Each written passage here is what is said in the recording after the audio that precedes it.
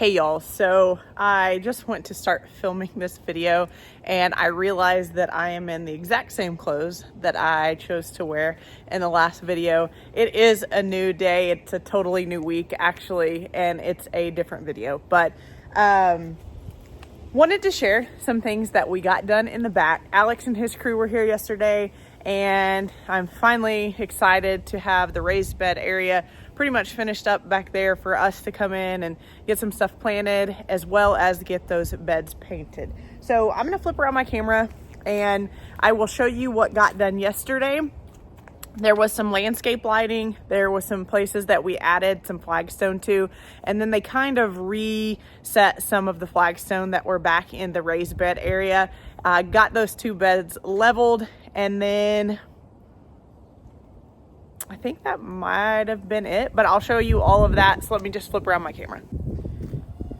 Okay, a little bit windy here today, so I apologize if the audio is a little bit rough, but we got all of the landscape lighting placed, so you can see they're all just kind of scattered throughout. So Alex and his crew got all the wiring done. I just came home from lunch at work one day this week and place those in roundabout spots. I need to go back once the lights are on in the evening and focus them on the things that I want them focused on.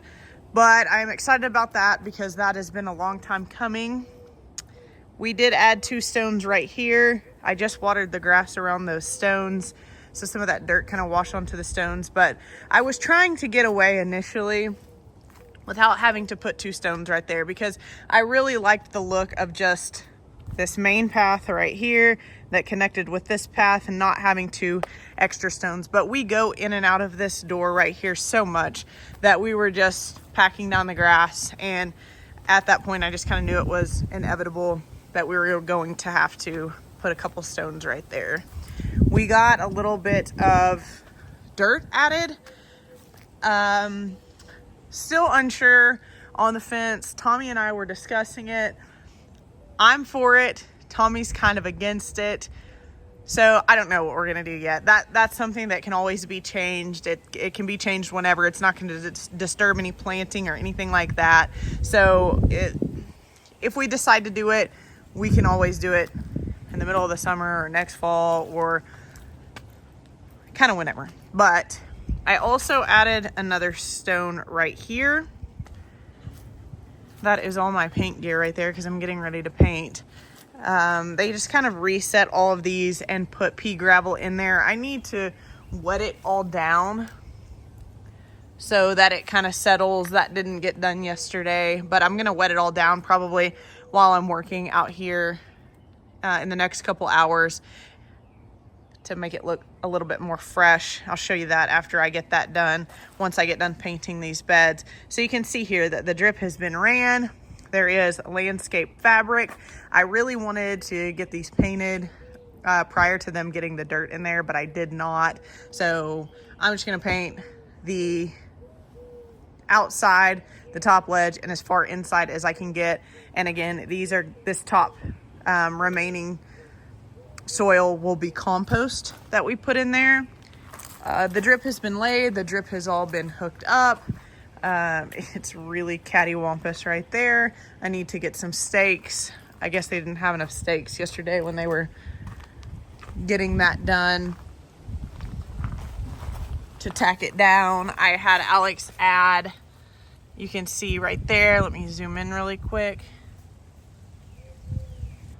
Right there with those little 6 emitter sections, those are for 1/4 inch poly, and we can hook that up and then run it up the back of this pole and up along the basket hangers and down one of the chains of the basket.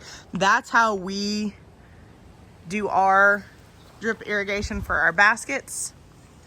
So once we get to that, that'll probably happen next week. Once we get to that, I will show you how we do that. But for now, I'm just going to take after these beds and get them painted. And so for those of you that have asked me about the paint color of these beds and the fence, I will insert a picture of the color. It's a custom color match.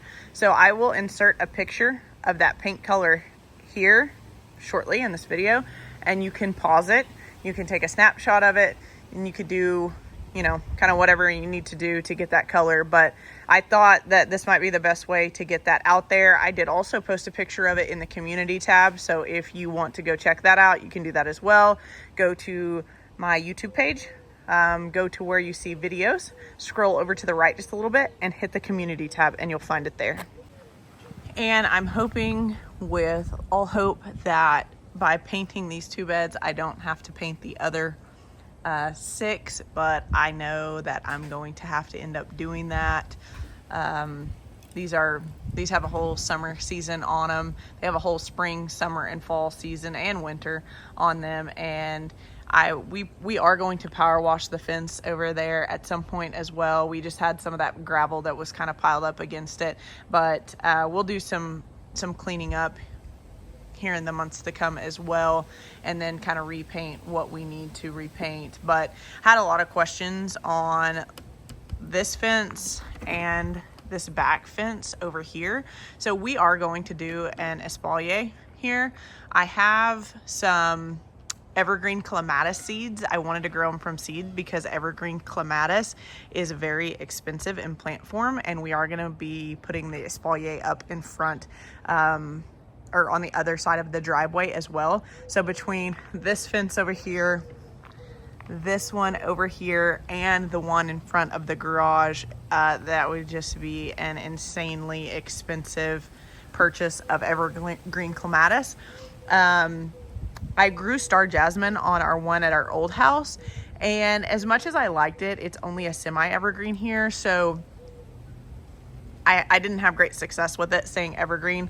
And so I really truly want something that is going to be a little bit more cold hardy and evergreen during the winter. So I've decided to go that route. So I have some seeds. The seeds are expensive as well. I know that there are some very tricky things when it comes to germinating clematis seeds. So if you have any experience with that, please let me know. I know it can take a long time. I know they can be very finicky, but let's just get started on these beds because I want to knock this out and get this done. I'm going to knock all of the spare dirt off of them, and then I'm going to get them painted.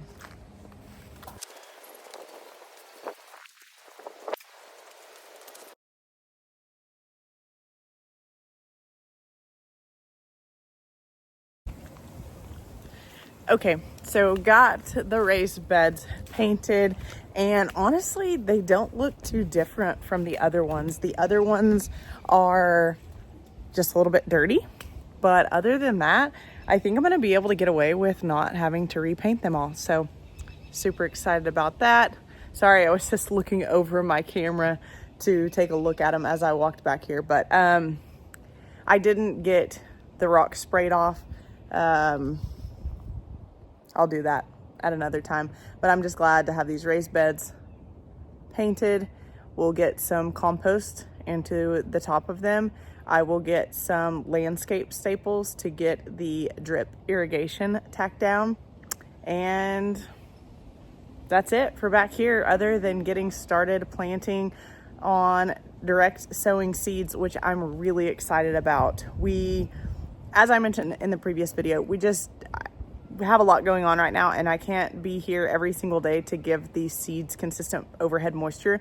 So probably today is, I think, the 3rd. And so next week, yeah, it's April 3rd. So next week we will get started planting back here. So super excited about that. I know this was a short, quick video, but just wanted to give a couple updates on what was going on back here and what got done at the beginning of this week. So I appreciate you guys so much for watching. Please like and subscribe, and we'll catch you in the next video. Bye.